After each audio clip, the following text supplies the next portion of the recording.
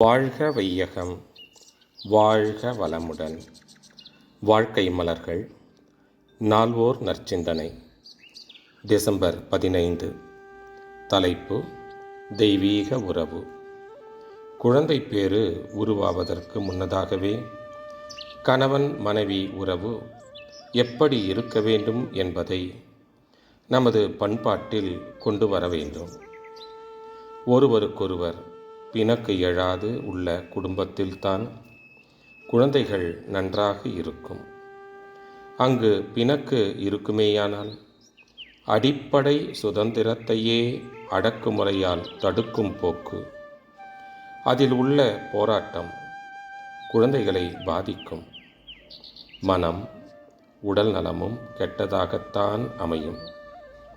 மிகவும் முக்கியமாக கணவனும் ஒத்துழைக்க வேண்டும், மனைவியும் ஒத்துழைக்க வேண்டும். ஒருவருக்கொருவர் புரிந்து கொண்டு ஒருவருக்கொருவர் உதவி வாழ்வதற்காக வந்தாகிவிட்டது. திருமணமும் ஆகிவிட்டது. இனி வாழ்ந்துத்தான் ஆக வேண்டும்.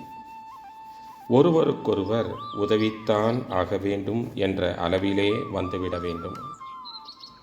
அதற்கு அங்கு விட்டு கொடுப்பதற்கு பதிலாக ஒவ்வொருவரும் ஒரு விதமான பிடியை பிடித்து கொண்டு என் கருத்துத்தான் உயர்ந்தது என்று வைத்து கொண்டால் பிணக்குத்தான் வரும்.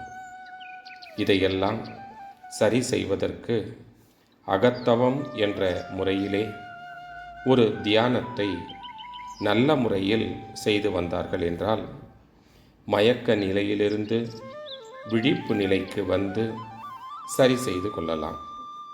அருட்தந்தை. வாழ்க வளமுடன். தொடரும்.